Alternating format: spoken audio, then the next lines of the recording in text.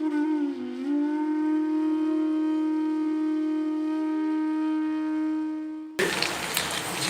આપણે કીધું કે પાછળથી કાંઈ ભગવતથી સત્તા કાંઈ કરે તો કાંઈ થાય નહીં. તો પાછળ ધારો કે કાંઈક કર્મકાંડ ક્રિયા કરી કે પાછળ તમે પાછળ જીવાત્મા પાછળ કરે તો એ જીવાત્માને આગળ કરેલું વળે કે પાછળથી લોકો જે કર્યું હોય એને સફળ થાય. શ્રાદ્ધ, તર્પણ વગેરે જે શાસ્ત્રીય કર્મની જ્યાં સુધી વાત છે ત્યાં સુધી એ કર્મો વૈષ્ણવ તરીકે આપણે નથી કરતા, પરંતુ આ શરીર આપણને મળ્યું છે અને આ શરીર સંબંધી શાસ્ત્રના કેટલાક વિધાનો છે અને એ વિધાનોનું પાલન કરવું એ ભગવાનની આજ્ઞા હોવાને કારણે આપણે કરીએ છીએ. પરંતુ એવી ફલાકાંક્ષાથી નથી કરતા કે મેં શ્રાદ્ધ કર્યું એટલે મારી આ પ્રકારની ગતિ થવી જોઈએ. એક વાત. બીજી વાત એ છે કે આપણે પોતાના જીવનમાં જે કંઈ પણ સારા ખરાબ કર્મો કર્યા હોય તદનુસાર જીવની ગતિ થતી હોય છે. એમાં શ્રાદ્ધ, તર્પણ વગેરે તો જે શાસ્ત્રીય કર્મો છે એ એડિશનલ ક્વોલિટીઝ છે, વધારાના કાર્યો છે, પરંતુ આપણા જેવા કર્મો હોય તદનુસાર આપણી ગતિ થાય. આ બીજો સિદ્ધાંત છે. ત્રીજી વાત આની અંદર એ છે કે શ્રી મહાપ્રભુજી આજ્ઞા કરે છે કે આપણને જ્યાં સુધી આપણા શરીરનું અભિમાન બનેલું રહે ત્યાં સુધી એ શાસ્ત્રમાં કહેલા બધા પાપ પુણ્ય સારા ખરાબના નીતિ નિયમો આપણને લાગુ પડે. પણ જે દિવસે આપણી એવી દેહની અનુભૂતિ બંધ થઈ જાય અને આપણે પોતાને ભગવાનના ભક્ત સિવાય બીજી કોઈ પણ રીતે સમજતા કે ઓળખતા ન હોઈએ એ દિવસે શાસ્ત્રીય કોઈ પણ નિયમો જીવાત્મા ઉપર લાગુ નથી થતા, પરંતુ દેહ ઉપર લાગુ થાય છે. ભગવત ભક્તિ એ આપણો દેહ ધર્મ નથી, એ આપણો આત્મધર્મ છે. એની પાછળ જે કરી ભગવત સત્તા છે કે મનોરથ કાંઈ કરી મારા ગણે તો એને કોઈ લાભ નથી આપણા કરવાથી કોઈ. વૈષ્ણવ તરીકે કરે તો પાપ લાગે. વૈષ્ણવ થઈને ભાગવત સપ્તાહ કરવી કે જે મહાપ્રભુજીના સિદ્ધાંત વિરુદ્ધ છે કે શાસ્ત્રથી અલગ કોઈ પણ પ્રકારનું કાર્ય, શાસ્ત્ર વિધિથી અલગ કોઈ પણ સ્વતંત્ર કાર્ય પુષ્ટિમાર્ગી વૈષ્ણવ કરે ફલ તો કંઈ જ નહીં થાય, ઉલટું પાપ લાગશે. સ્વાર્થપણે કરે કે નિસ્વાર્થપણે કરે, કોઈ પણ રીતે કરે વૈષ્ણવે ન કરાય. અને રાજા કોઈ માનો કે આપણા ઘરમાં કોઈ દેવ થયો બરાબર, તો પછી ઘણા એમ કહે છે કે એની પાછળ તમારે યાદ કરી તમે એને યાદ કરીને તમે ખુશ થાવ પણ રડો તો એને પ્રગતિ નથી મળતી, એને એક સ્ટેપ આગળ નથી બદલાતું, એવું સાચું છે? આપણા કર્યા ધર્યાથી જીવાત્માને કોઈ ફરક પડતો નથી. શ્રાદ્ધ તર્પણની જે શાસ્ત્રીય વિધિ આપણે ત્યાં કહેવામાં આવી છે જે 10મો 12મા દિવસ સુધી ચાલતી હોય એ શાસ્ત્રીય વિધિથી આપણી જીવાત્મા પિતૃલોક સુધી બંધાયેલી હોય છે. તો એ જીવાત્મા પિતૃલોકમાં જાય જ્યારે એના પરિવારના સદસ્યોએ શ્રાદ્ધ તર્પણ વગેરેની બધી વિધિ પૂરી કરે ત્યારે એ પિતૃયોનિમાંથી છૂટીને એ જીવ પોતાના કર્માનુસાર ભગવાને નક્કી કરેલા સ્થાન ઉપર નવું શરીર લઈ લે. આ છે પ્રક્રિયા. બસ કે વિવેક દેરાશ્રી છે એ શરણે આવી રહેલો પેલો જીવ છે જેને તત્વ જ્ઞાન ના હોય એના માટે તત્વ જ્ઞાન હોવું ખૂબ જરૂરી છે. તો જે શરૂઆતમાં જે જીવ શરણે આવી રહ્યો છે એના માટે આ વિવેક કેવી રીતે દ્રઢ થશે? એટલે જ ભક્તિનું પૂર્વાંગ મહાત્મ્ય જ્ઞાન છે. શરણાગતિ પણ મહાત્મ્ય જ્ઞાન વિના દ્રઢ થઈ શકે નહીં. એ મહાત્મ્ય જ્ઞાનમાં જીવ સ્વરૂપનું જ્ઞાન અને ભગવાનના સ્વરૂપનું જ્ઞાન એ બંને આવી ગયું. એ બંને જ્યાં સુધી આપણને નથી મળતા શાસ્ત્રથી ત્યાં સુધી શરણાગતિ પણ દ્રઢ થઈ શકે નહીં, સિદ્ધ થઈ જ ના શકે.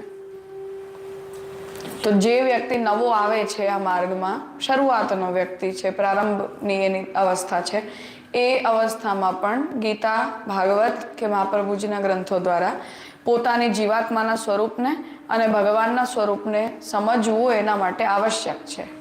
એના વિના જેમ મહાપ્રભુજી એવું કહ્યું કે વિના મહાત્મ્ય જ્ઞાન તમે એવો દાવો કરો કે મને ભગવાનથી પ્રેમ છે, તો મહાપ્રભુજી કહે છે કે એવા પ્રેમ ઉપર મને કોઈ ભરોસો નથી કે કેટલા દિવસ ટકશે.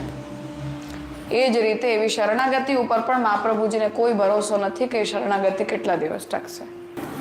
તો ઘણી વખત મહાત્મ્ય જ્ઞાન પણ દ્રઢ હોય, સંપ્રદાયનું જ્ઞાન દ્રઢ હોય, તો એ આવે ત્યારે પાછું વિવેકની જે પરિભાષા છે એ ઘણી વખત તૂટી જતી હોય છે આપણાથી. તો કેમ કે હાલ આપણે જોઈએ અન્ય સંપ્રદાય કે અન્ય ધર્મની અંદર પોતાના ધર્મની અંદર સંપૂર્ણ નિષ્ઠા હોય છે. તો આપણે જ્યારે વિવેકની જ્યારે નિષ્ઠાની વાત આવે ને ત્યારે વિવેકનું શરૂઆતમાં જ જતું રહેતું હોય છે. કેમ કે જ્યારે એ પરિસ્થિતિ આવે ત્યારે વિવેક જતો રહે છે. આ પરિસ્થિતિમાં તો વિવેક આવો જ રહે આપણે. આ પ્રોબ્લેમ કેમ સોલ્વ કરવો? આ બધું શરણાગતિ અદ્રઢ હોવાના ચિહ્નો છે. ભગવત શરણાગતિ દ્રઢ નથી થઈ એના આ દ્યોતક ચિહ્નો છે, એના લક્ષણો છે. વિચલિત થઈ જવું, ચિંતિત થઈ જવું, ભગવાનની ઈચ્છા ઉપર વિશ્વાસ ન હોવો, આ બધા શરણાગતિની કમી હોવાના લક્ષણો છે. એટલે જે રીતે કાલે આપણે જોયું હતું કે એવા આપણા મોટા ભક્તોના ચરિત્રોનું નિરંતર અવગાહન, એમના જીવનથી પ્રેરિત થવું, શાસ્ત્રોનો સંપર્ક નિરંતર બનાવી રાખવો, આ જ આપણને પ્રેરિત કરી શકે છે, આ જ આપણને આગળ લઈ જઈ શકે છે. અને એ સ્થિતિમાં જ્યારે આપણે હોઈએ ત્યારે ભલે હંમેશા ભગવાનની ઈચ્છાને આપણે એટલી સારી રીતે ન સ્વીકારી શકતા હોઈએ, છતાં પણ વાણીથી, મનથી એ જ વાતને નિરંતર આપણે બોલતા રહેવું જોઈએ, જે કંઈ પણ થયું એ બધું ભગવાનની ઈચ્છાથી થયું. તો એ આજે નહીં તો કાલે કોઈ ના કોઈ દિવસ એ પ્રકારનો ભાવ આપણા હૃદયમાં પણ સ્થિર થઈ શકશે. પણ એ પ્રકારનો વિચાર મનમાં આવવાનો આપણા બધાની સાથે થાય છે, કોઈ એકની વાત નથી, બધાની સાથે એવું થાય છે. તો એનો તાત્પર્ય આપણે એ સમજવું જોઈએ કે આપણી શરણાગતિના ભાવમાં કોઈ પ્રકારની કમી છે હજી, કે પ્રભુના સ્વરૂપને આપણે હજી સારી રીતે સમજી નથી શક્યા.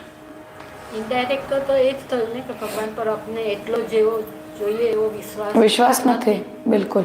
તો જ આપણાથી કોઈક આપણે બે શબ્દ બોલે તો આપણને અસર નહીં થવી જોઈએ. ભગવાન પર ભરોસો હોય તો ન હોય એનો મતલબ એમ કે આપણે હજી ભગવાન પર એટલો વિશ્વાસ નથી. બિલકુલ.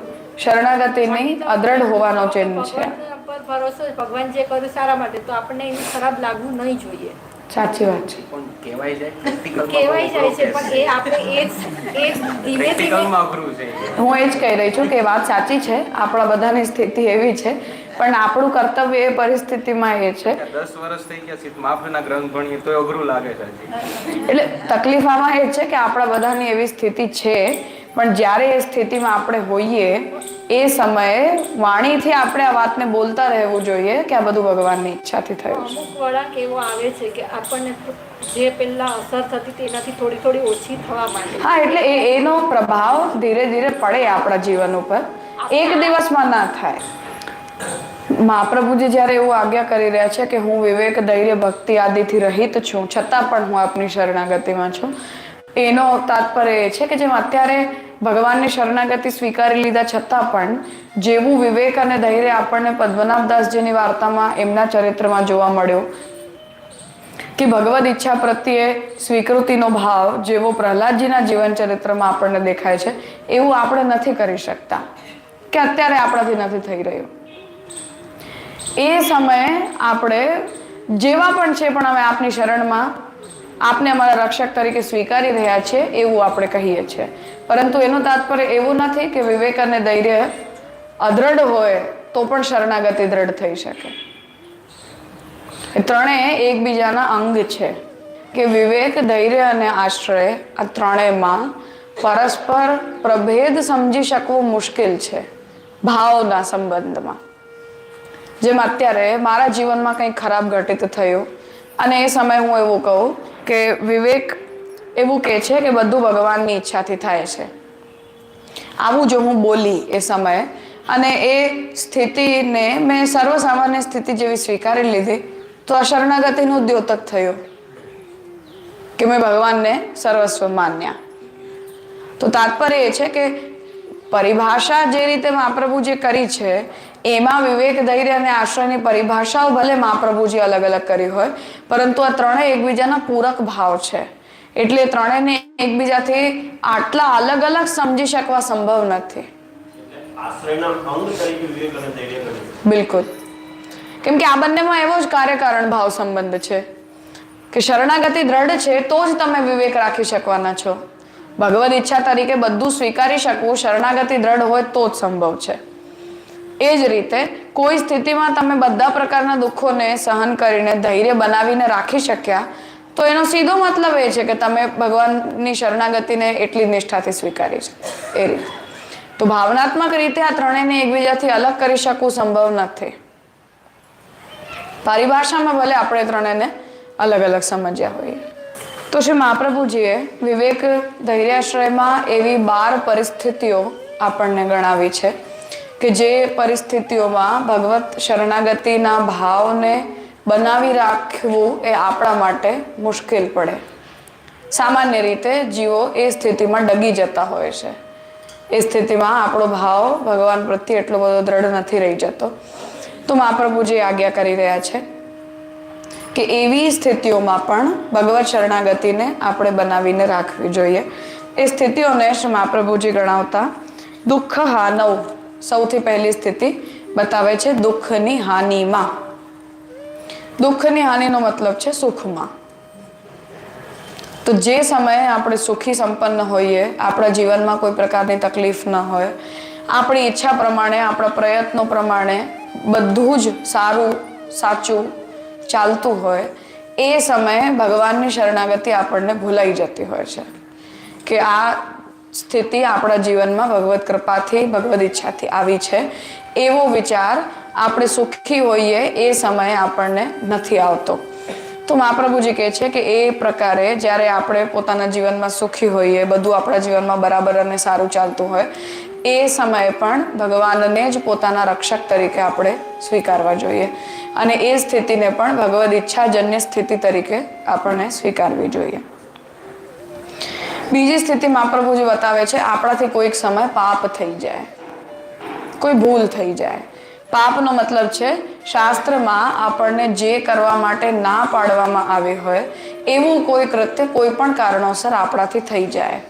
તો મહાપ્રભુજી આજ્ઞા કરે છે કે એ પાપની સ્થિતિમાં પણ ભગવાન જે કોઈ પણ રીતે મને દંડિત કરશે, જે પણ અપરાધ મારો ભગવાને માન્યો હશે, એ દંડને હું સ્વીકારી લઈશ, એ સ્થિતિને હું માની લઈશ.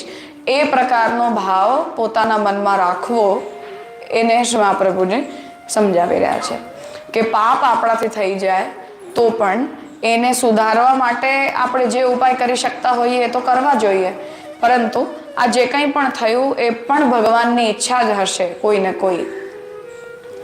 એવો ભાવ રાખીને એ સ્થિતિને પણ ભગવદ ઈચ્છા તરીકે આપણે સ્વીકારવી જોઈએ. ત્રીજી સ્થિતિ કામાદ્ય પૂરણે. તો મહાપ્રભુજી કહી રહ્યા છે કે આપણી કામના, આપણી ઈચ્છા કોઈ જો પૂરી ન થાય કોઈ પણ કારણોસર, એવી સ્થિતિમાં પણ ભગવાન જ મારા રક્ષક છે એવો ભાવ રાખવો જોઈએ.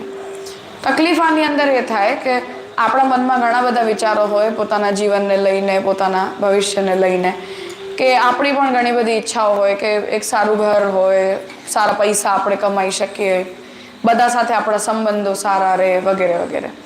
મહાપ્રભુજી એ આજ્ઞા કરે છે કે ઘણી વખત જ્યારે આપણી ઈચ્છેલી વસ્તુ આપણને ન મળે, કે આપણે પ્રયત્ન કર્યો હોય છતાં પણ આપણે જેવા ફળની અપેક્ષા રાખી હોય એવું ફળ જો આપણને ન મળે, તો એ સ્થિતિને પણ ભગવદ ઈચ્છા માનીને સ્વીકારવી જોઈએ કે ભગવાનની એવી ઈચ્છા નહીં હોય કે મને આ ફળ મળે, કે મને આ પ્રકારની વસ્તુ પ્રાપ્ત થઈ જાય, કે મારી આ કામના પૂરી થઈ જાય.